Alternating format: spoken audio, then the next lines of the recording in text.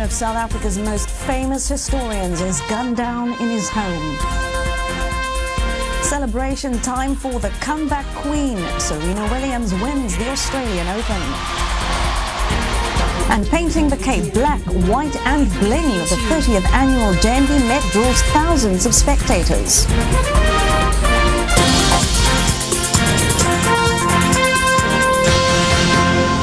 This is E-News Prime Time. A very good evening. One of the country's most celebrated historians has been murdered. David Rattray was shot dead at his home last night as his distraught wife looked on. Tried to build this thing up into a magnificent story of humanity. A man passionate about South Africa and its people.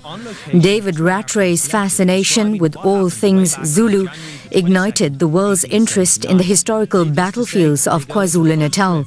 Rattray was known for his tireless work to bring black and white communities together and to promote cultural tourism in the province. But his work came to an abrupt end last night. 6 men stormed into Rattray's bush lodge and shot him dead as his wife looked on. They then fled, taking nothing with them. He was an iconic figure in South Africa. Prince Charles called last night to send his condolences to the family. It's an enormous loss. I think it will have deep ramifications for the country.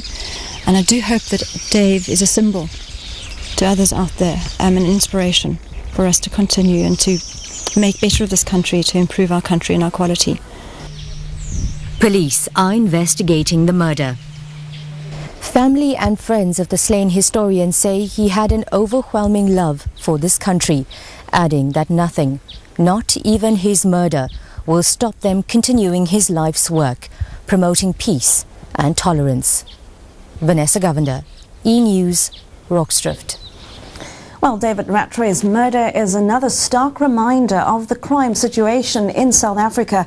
This country remains the murder capital of the world. But what is government doing to respond to the crisis?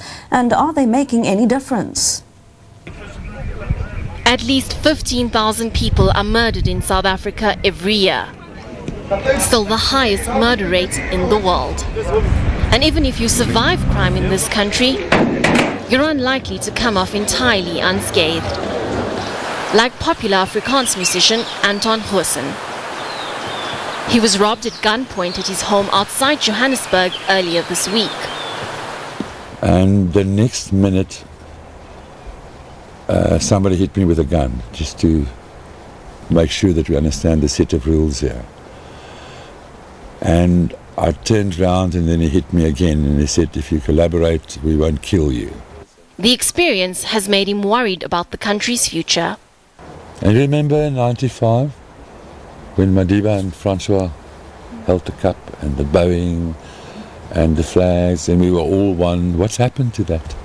What has happened to that?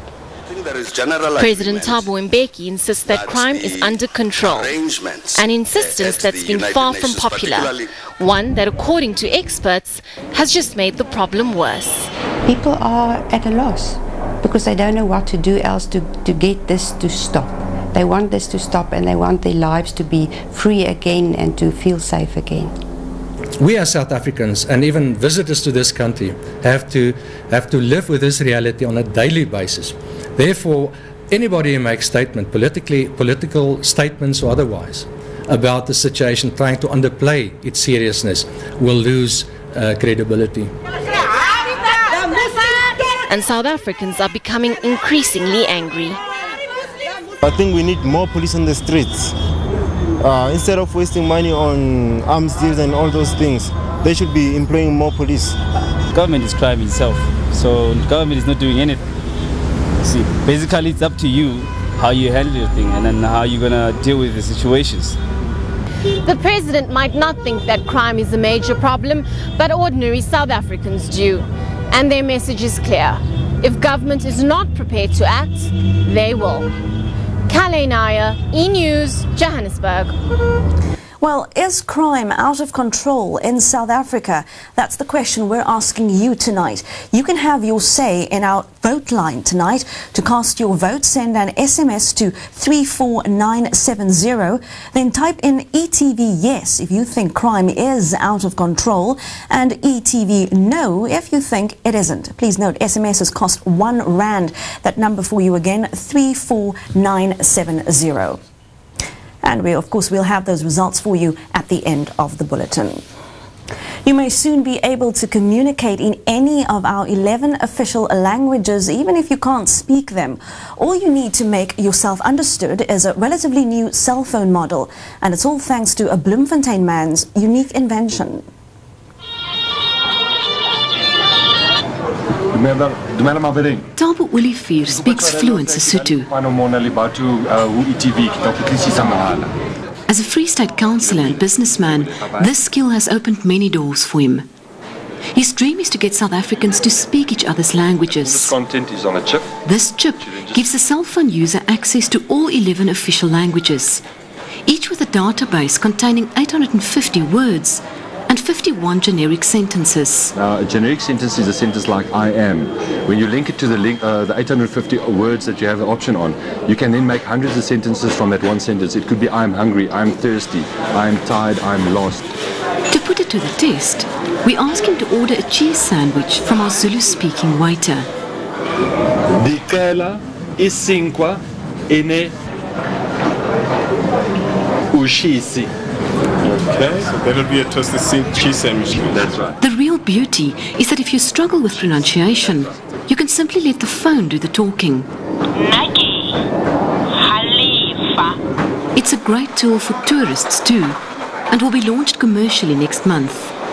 The cell phone translator will not make you an instant speaker of a new language, but it can certainly help to communicate in a basic way.